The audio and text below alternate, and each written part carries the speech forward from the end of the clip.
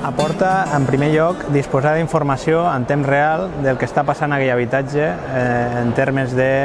confortabilitat de l'habitatge, qualitat de l'aire, consums energètics, situacions de risc, és a dir, aporta disposar d'informació en temps real per anticipar-te a possibles situacions del que es pugui estar passant amb aquell habitatge. El projecte consisteix en sensoritzar una sèrie d'habitatges per monitoritzar dades de consums energètics i dades de qualitat de l'aire que es posen a disposició de les entitats per ser més proactius i no tan reactius en la gestió dels usuaris que fan ús d'aquests habitatges socials.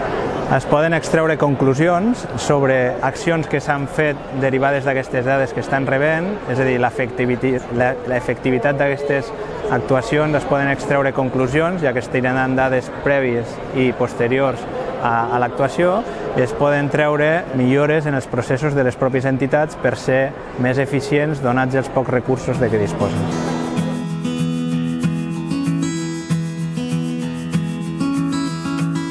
La primera cosa que ens ha portat és la possibilitat de fer-nos tot un seguit de preguntes, de qüestions, sobre alguns aspectes que podríem millorar en els nostres habitatges. Quines coses podríem canviar de forma molt específica perquè la gent hi visqués millor.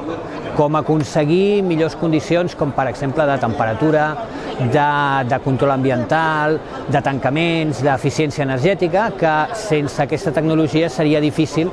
respondre de forma específica. La sensorització d'habitatges ens proporcionarà dades específiques, concretes, del que fem les persones en els nostres habitatges